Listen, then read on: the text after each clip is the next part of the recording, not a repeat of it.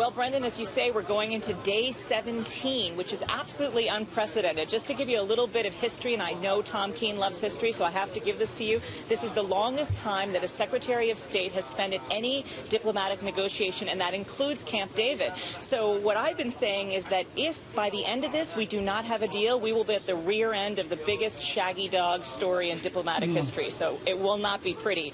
But now on day 17, we're seeing some grim faces on the part of John Kerry and the Iranian Foreign Minister Javad Zarif this morning when we tried to ask them questions about how it was going and whether there was going to be a deal today. They both refused to answer any questions. At the same time, we hear from our sources that the deal is pretty much entirely done, and the last haggling now is just over some language. Well, that's exactly what I was going to go to. The last hurdle, so far as we knew, was, the arms embargo, the UN arms embargo, overcoming that. Russia differed with the U.S. Help us understand, if that was overcome, as your reporting yesterday showed, what could possibly be left?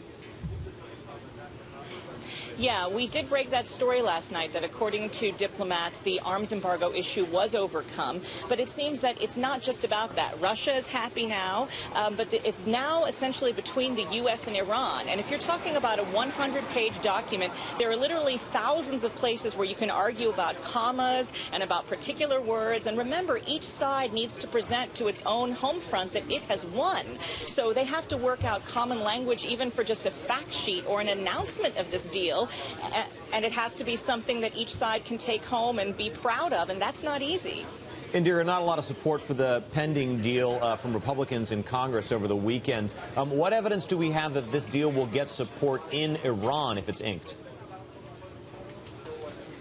Right. Well, I think that the Majlis, which is the Iranian parliament, has passed a similar law to Congress's saying that they have to approve the deal. I think ultimately, if the Supreme Leader Ayatollah Khamenei is behind this deal, then the Majlis is going to be behind the deal, too. They wanted to just flex the muscle, I think, and show that if Congress was going to, be sticky about it, that they were also going to be picky about it.